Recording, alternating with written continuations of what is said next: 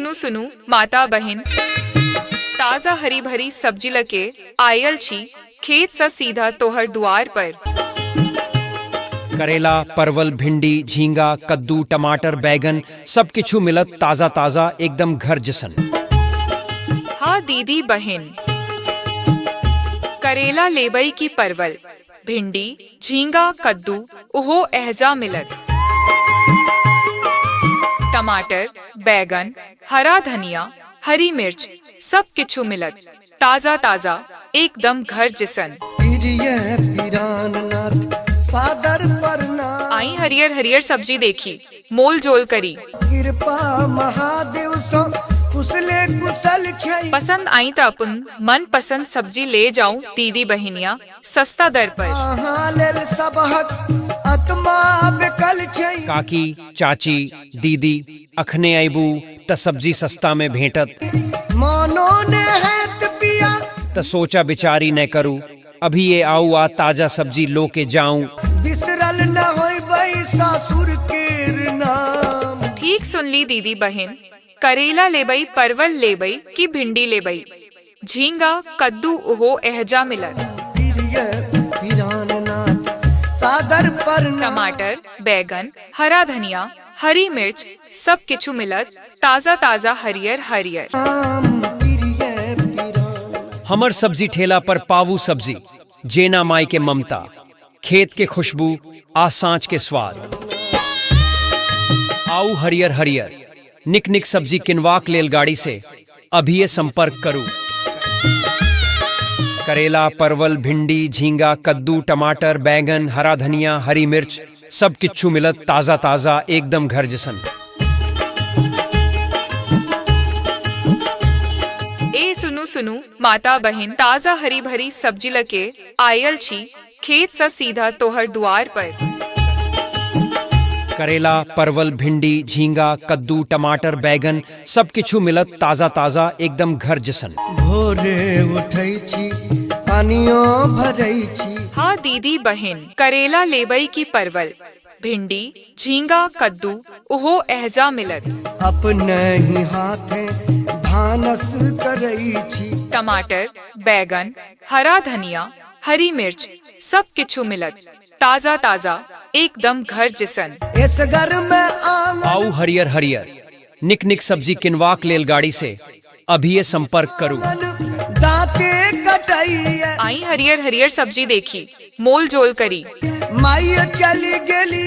पसंद आई तो अपन मन पसंद सब्जी ले जाऊं दीदी बहनिया सस्ता दर पर। नानी के गाम। काकी, चाची, दीदी अखने आईबू त सब्जी सस्ता में भेंटत। त सोचा बिचारी न करू, अभी ये आऊ आ ताजा सब्जी लो के जाऊं। ठीक सुन ली दीदी बहन, करेला लेबई, परवल लेबई की भिंडी लेबई, झींगा कद्दू ओहो एहजा मिलत। टमाटर, बैगन, हरा धनिया, हरी मिर्च सब किछु मिलत ताजा ताजा हरियर हरियर। हमर सब्जी ठेला पर पावू सब्जी, जेना माई के ममता, खेत के खुशबू आ सांच के स्वाद। आऊ हरियर हरियर निक निक सब्जी किनवाक लेल गाड़ी से अभी संपर्क करू। करेला, परवल, भिंडी, झींगा, कद्दू, टमाटर, बैगन, हरा धनिया, हरी मिर्च सब किच्छु मिलत ताजा ताजा एकदम घर जसन। ए सुनु सुनु माता बहन, ताजा हरी भरी सब्जी लके आयल छी खेत सा सीधा तोहर द्वार पर। करेला, परवल, भिंडी, झींगा, कद्दू, टमाटर, बैगन सब किछु मिलत ताजा ताजा एकदम घर जसन। हाँ दीदी बहन, करेला लेबई की परवल, भिंडी, झींगा, कद्दू ओहो एहजा मिलत। टमाटर, बैगन, हरा धनिया, हरी मिर्च सब किछु मिलत ताजा ताजा एकदम घर जिसन।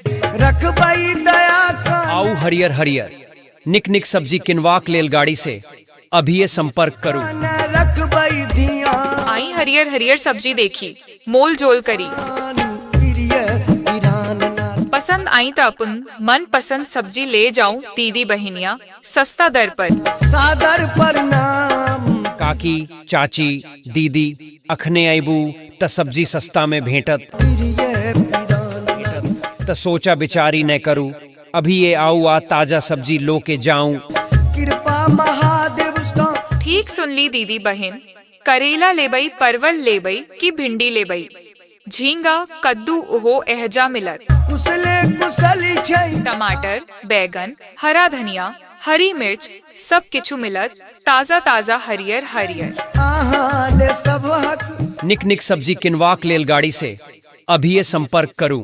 आत्मा बेकल छै हमर सब्जी ठेला पर पावू सब्जी, जेना माई के ममता, खेत के खुशबू आ सांच के स्वाद।